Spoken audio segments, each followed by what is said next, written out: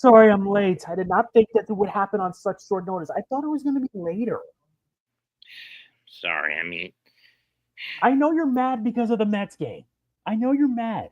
But there are I've been mad with anger. Let me be blunt. I've been mad with this team since June because Mendoza is an overanalyzing, gambling psychopath.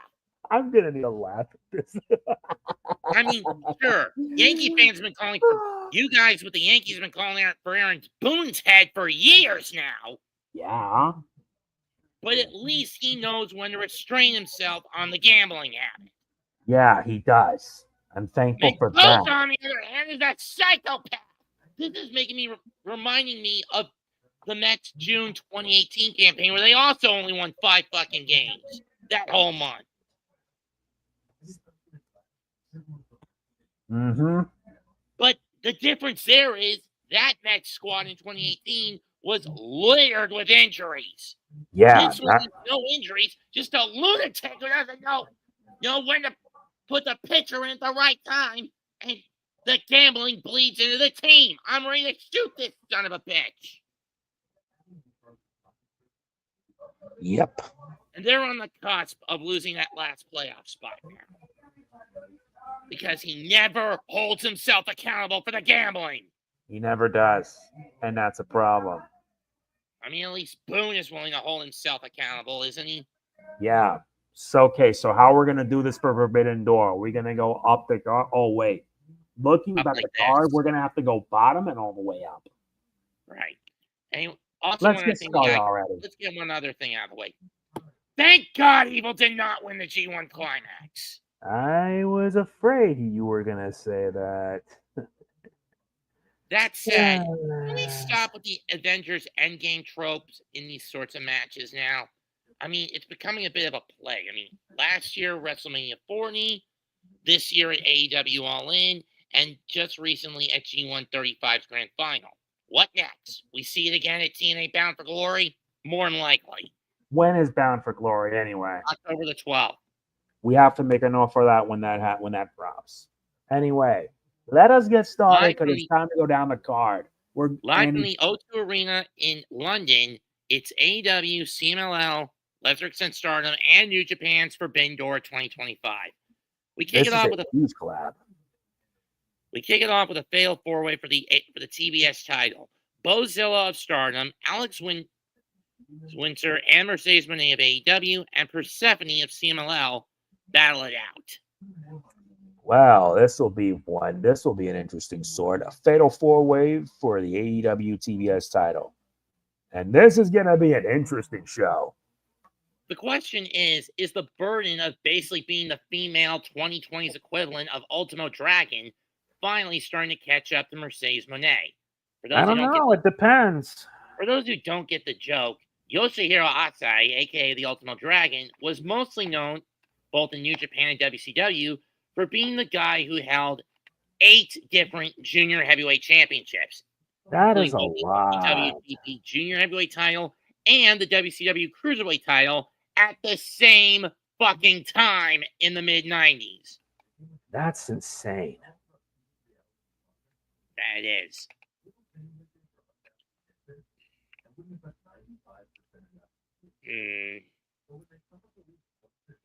Throwing a knife at board blindfolded here. I'm going to give it to Windsor. I'm probably giving it to Perspehone. As much as I want Mercedes to win, that's a bit too much strain. Fair enough. You're up. Okay, now we move on to the next one for the AEW World Tag Team Championship. It's a 3-way tag team elimination match. You have the champions, the Hurt Syndicate, Bobby Lashley and Shelton Benjamin, versus BroDido, Brody King and Bandido versus FTR, Cash Wheeler and Dax Harwood.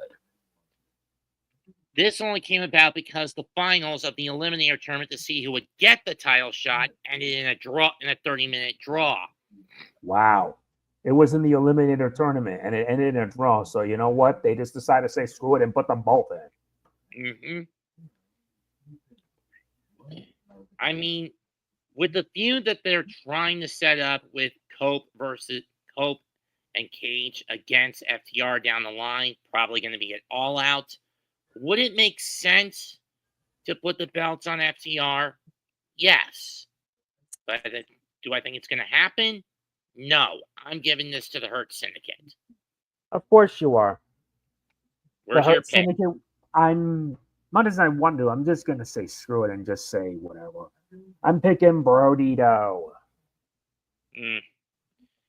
Next up, Copeland and Cage against Kip Sabian and what was originally supposed to be Nick Wayne until Nick Wayne got spiked. Yikes. I.e., Christian Cage broke out. Spike! And I think he hit him with it. Yeah, it's a tag team match. So it's Edge and Christian reuniting one more time. And the Matriarchy is a returning KillSwitch. Oh, this might be an interesting one to say the least. I'm terrified. How? We haven't seen KillSwitch in months. In months? And remember, the Casino Gauntlet last year was won, and Allin last year was won by KillSwitch, but Christian stole the title shot from him. Just basically wow. Forced him to give it to him. And we all know that title shot was wasted at Revolution when Christian tried and failed to pull an AEW copycat of the Heights of the Century. Mm-hmm. I'm going to give this to Cope and Cage. I'm also giving it to Cope and Cage. Your turn. Okay, now this one for the IWGP World Heavyweight Championship, a one-on-one match for sure. You have the champion, Zack Sabre Jr., against Nigel McGuinness, who has Daniel Garcia in his corner. Let's not kid ourselves. Nigel is not winning this match. Which is why my vote is to Zack. He will retain. Same here, especially when Zack's got minimum 2 title defenses coming up from the G1 holdover before he faces Konosuke Takeshita, whether that comes before or after the Tokyo Dome. I say Ren Narita in September in Kobe, and he gets Shota Umino in October for Ryogoku. Yeah. And then we can build up however the fuck we want from Power Struggle onward. Indeed. Next up, Lights Out Steel Cage, 10-man war. On one side, the Death Riders, Claudio Castagnoli and Jon Moxley. They team with the Young Bucks and Gabe Kidd. Take on the quintet of Will Ospreay, Darby Allin. For the final time in London, final time as an in-ring competitor in London, Hiroshi Tanahashi, and the Golden Lovers, Kenny Omega and Kota Ibushi. Mm-hmm. I mean, knowing Tanahashi, he didn't want to be in this kind of a match for his farewell in London. Yep. Because the hardcore style of wrestling is not his cup of tea. I mean, sure, he can do it. We saw it at Wrestle Kingdom 16 Night 2 against Kenta. But he hates himself every time he does this sort of fight, this sort of wrestling. Because Tanahashi is about the pure spirit of Puteres, not this. Know what I mean? Yeah.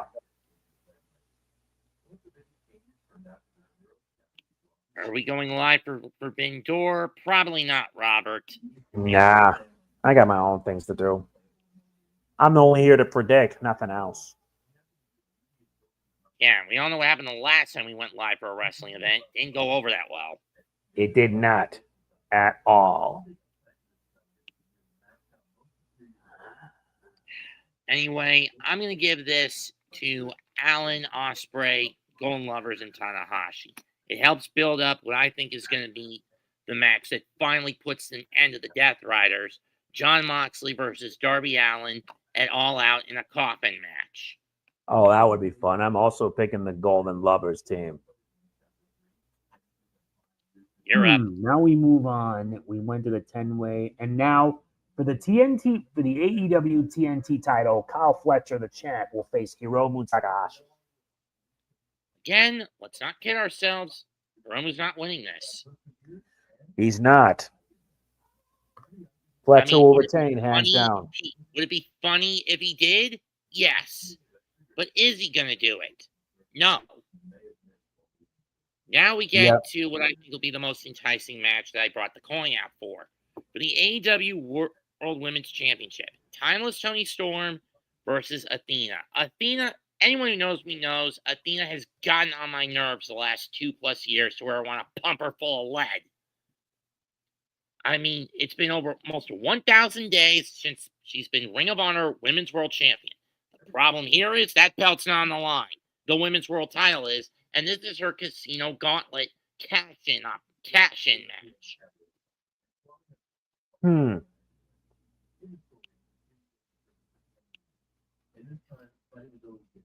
want to send the fan base home happy and make Athena suffer a fucking nasty knock, which would at best force her to drop the title at Death Before Dishonor next week in Philadelphia. At worst, drop it December 5 at Final Battle in Columbus.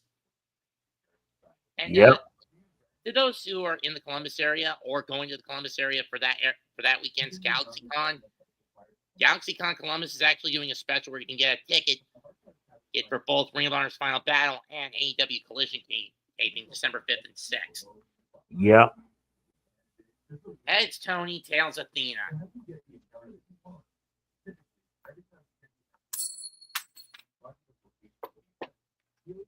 Heads, I'm going Tony. Yeah.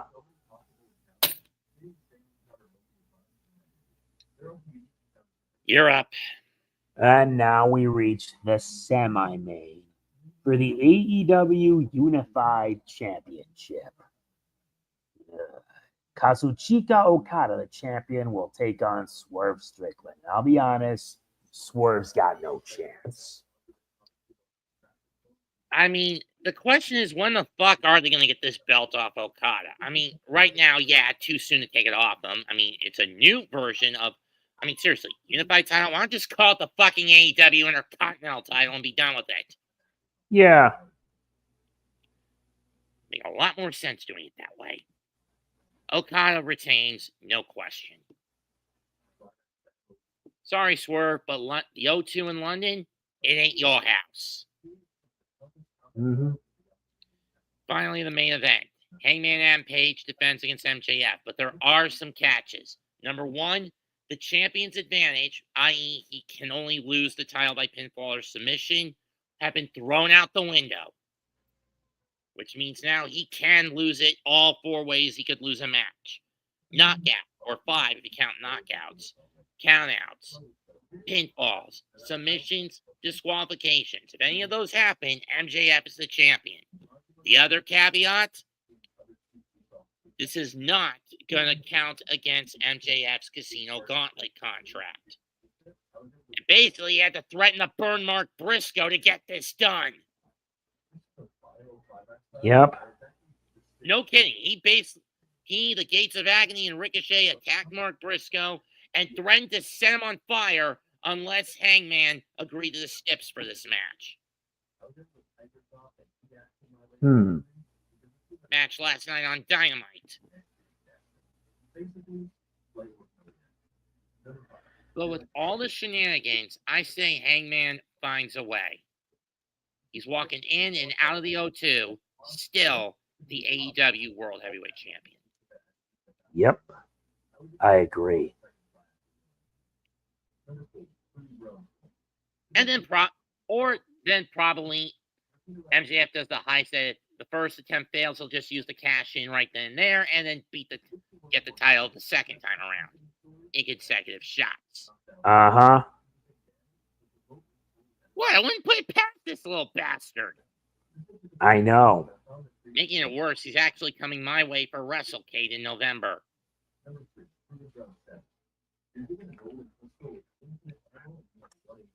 I wouldn't put it past them if they did. In any case, that's it for tonight's episode of the MegaMets. We'll be back at some point next week where we will do our predictions where we go back down a familiar rabbit hole I really didn't want to cross paths with again. We do the doubleheader of double predictions of DDT's Wrestle Peter Pan. Oh boy. When's that?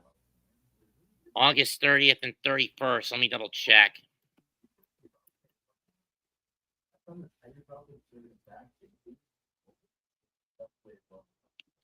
Yeah, 30th and 31st. First night will be in the Tokyo Higashin Arena on the 30th. Second night in Korakuen Hall. Indeed. And one of the matches I am not looking forward to predicting on night 2 is Tanahashi against Danshoku Dino. I know. What? Why would Tanahashi pick this pervert as his last DDT opponent? I don't know.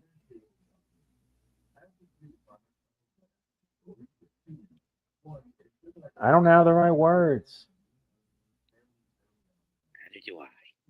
Comment, like, and subscribe. We've also now been attached to the Philadelphia-based Hardcore Sports Network, as much as I hate that fact. But whatever. It's part of a branch out for the ADSN. Good. He's Mega Man and G. I'm Mets2128. We are the MegaMets. Goodbye and good effing night. Bang. Bang. Sorry for the See short you. notice. It happened.